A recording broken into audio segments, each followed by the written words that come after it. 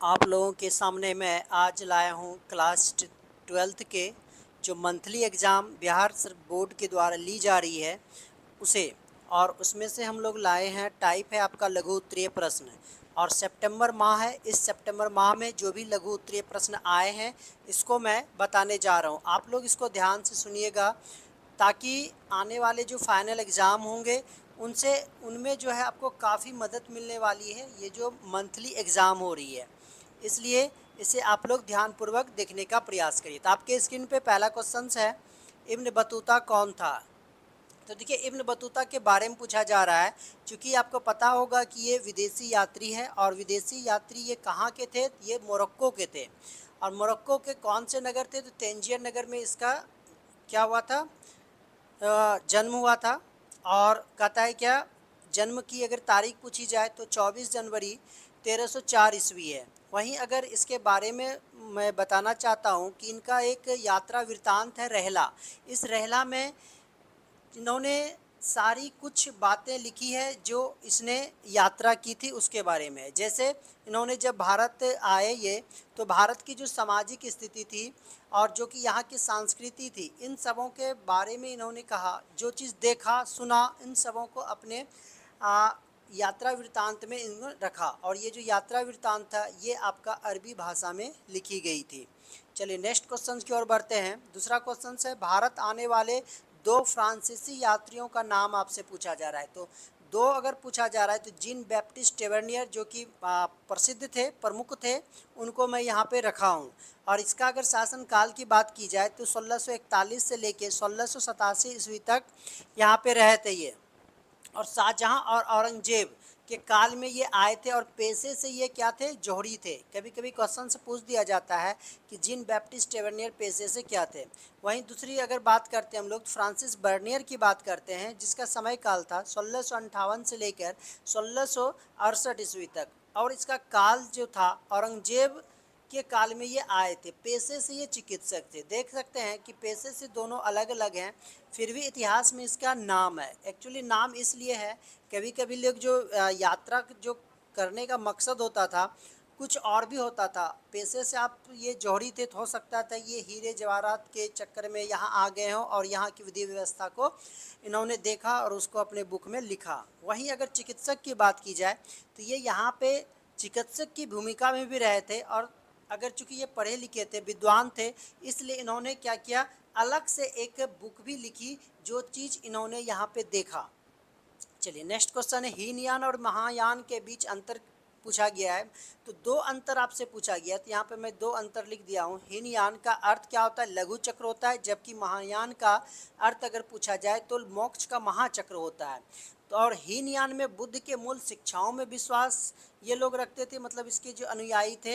लेकिन वहीं अगर महायान की बात की जाए तो इसके अनुयायी जो थे अपने मतलब गौतम बुद्ध के मूल शिक्षाओं में इन्होंने परिवर्तन कर दिया था।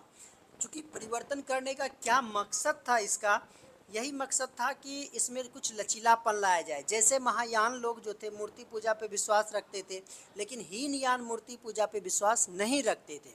वहीं अगर पुस्तक की बात की जाए तो महायान की जो पुस्तकें थी ये संस्कृत भाषा में लिखी थी, और हीनयान की अगर पुस्तकें बात की जाए तो पाली में लिखी थी। ये कुछ अंतर हैं जो कि मोस्ट इम्पॉर्टेंट है। चलिए हम लोग चलते हैं नेक्स्ट क्वेश्चन की ओर। 4 नंबर में है, जैन धर्म की दो महत्वपूर्ण देन के बारे में। तो देखिए, इन्होंने बहुत सारा इनका देन था, बहुत सारी शिक्षाएं दी थी, लेकिन मैं यहाँ पे दो महत्वपूर्ण लिया हूँ, जिसमें से एक है हमेशा सत्य बोलना चाहिए, कभी भी झूठ किसी को नहीं बोलनी चाहिए। दूसरा अगर बात की जाए तो इंद्रियों को वश में रखने की बात की है।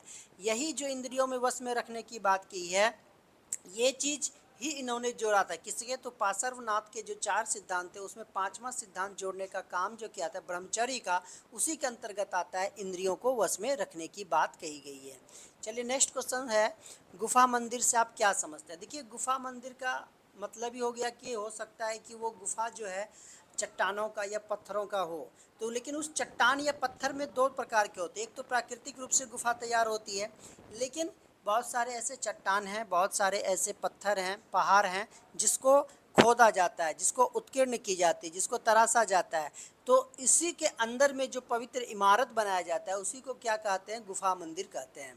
और ये मंदिर प्राकृतिक वास्तुकला और चट्टान निर्माण का एक रूप है। अंदर में ही कलाकृति की जाती है। और वहीं पे अगर इसके उदाहरण की बात करते हैं, अगर आपसे पूछ देगा कभी कि दो गुफा मंदिर का नाम लिखिए, तो यहाँ पे डुंगेश्वरी गुफा मंदिर है। ये आपका कहाँ पड़ जाता है? तो गंगा में गया में पड़ जाता है। गंगा में नहीं, ये कहाँ है? गया में है। वहीं अगर कैलाश मंदिर की बात की जाए तो ये आपका हो जाता है कहाँ है? एलोरा में है। ये देखिए, ये सब कुछ फेमस है। ओके, चलिए नेक्स्ट है अमरनाथ गुफा मंदिर। ये कहाँ है आपका? जो जम्मू एंड कश्मीर में। देखिए, कुछ बातों को रखिए, चूँकि लिखावट जो है माउस से लिखने में समस्या आती है, इसलिए आप लोग बातों को ध्यान से सुने और उन सुनी हुई बातों को आप क्या करें? अमल में लाएं। चलिए नेक्स्ट क्वेश्चन है, मथुरा कला की विशेषताओं के बारे में पूछा गया है। 2 विशेषता आपसे पूछी गई है। तो देखिए, ये जो है यथार्थ की अपेक्षा किस पे ध्यान दिया गया था? इसमें प्रतीकात्मक, आध्यात्मिक और भावना। जबकि यथार्थ की बात की गई थी आपका गंधार कला में। तो यही दोनों अंतर है। अगर अंतर भी पूछ देगा कि मथुरा और गंधार में, तो ये आप कह सकते हैं आप। वहीं अगर देखिए, कनिष्क का एक सिर विहीन मूर्ति मिला है, जो कि एक सुंदर उदाहरण था मथुरा शैली का।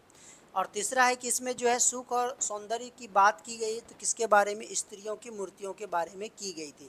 और भी अगर हम इसका विशेषता की जिक्र करते हैं, तो ये ईरानी और यूनानी कला का ये इसमें क्या था? मिश्रण था। और उसी मिश्रण को भारतीय में ढालने का प्रयास किया गया था। तो चलिए आगे हम लोग बढ़ते हैं नेक्स्ट क्वेश्चंस की ओर। नेक्स्ट है सम्राट अशोक द्वारा बनाए गए 2 महत्वपूर्ण स्तूप। देखिए, ये हल्का हल्का क्वेश्चन है, जैसे सांची का स्तूप हो गया और ऋषि पतनम का स्तूप हो गया। सांची का स्तूप कहाँ है? ये सबों को पता है कि ये मध्य प्रदेश में है। वहीं अगर ऋषि पतनम की बात की जाए, तो ऋषि पतनम जो है वो सारनाथ में स्थित है। और भी बहुत सारे स्तूप हैं, जैसे धमेक का स्तूप हो गया, सतधारा का स्तूप हो गया। तो कुल मिला के जो अशोक के स्तूप इन्होंने बनाए थे, अशोक ने 84,000 स्तूप था। सबों को याद करना तो काफ़ी कठिन है, काफ़ी कठिन होता है, लेकिन कुछ महत्वपूर्ण जो हैं वो मैं आपके सामने में रखा। चलिए नेक्स्ट है त्रिपिटक। त्रि का ही मतलब होता है 3, यानी कि 3 टोकरियाँ जिसमें क्या रखी जाती थी? तो पुस्तक रखी जाती थी। चूँकि गौतम बुद्ध की जब मृत्यु हो गई, तो उनके जो अनुयायी थे, उन्होंने उनके शिक्षाओं को क्या किया? एक समावेश करवाया, मतलब उसका संकलन किया, उसको 3 भागों में बांटा। उन तीनों पिटकों का जो नाम दिया गया, सुत पिटक हो गया, विनय पिटक हो गया और अभिधम पिटक हो गया। इन्हें ही संयुक्त रूप से क्या कहा जाता है? त्रिपिटक कहा जाता है। नेक्स्ट है 2 प्रमुख उपनिषदों का नाम पूछा गया है। तो 2 उपनिषद देखिए यहाँ पे मैंने लिख दिया है, छंदोग्य है और बृहदारण्यक है। जबकि उपनिषद बहुत सारे हैं, लगभग आपको उपनिषदों की संख्या पता होगी। उपनिषदों की संख्या कितनी है? तो 108 है। अब उपनिषदों का अर्थ क्या होता है? तो गुरुओं के समीप बैठ के क्या करना है? शिक्षा हासिल करना है। और भी बहुत सारे उपनिषद हैं, जैसे प्रमुख हो गया ऐतरेय और तैत्तिरीय। कहने का मतलब है ये प्रमुख है, जो मैंने आपको लघु उत्तरीय प्रश्न बताए हैं, मोस्ट इम्पॉर्टेंट है, इसको आप लोग ध्यान से देखिएगा। चलिए थैंक यू, मिलते हैं हम लोग नेक्स्ट वीडियो में।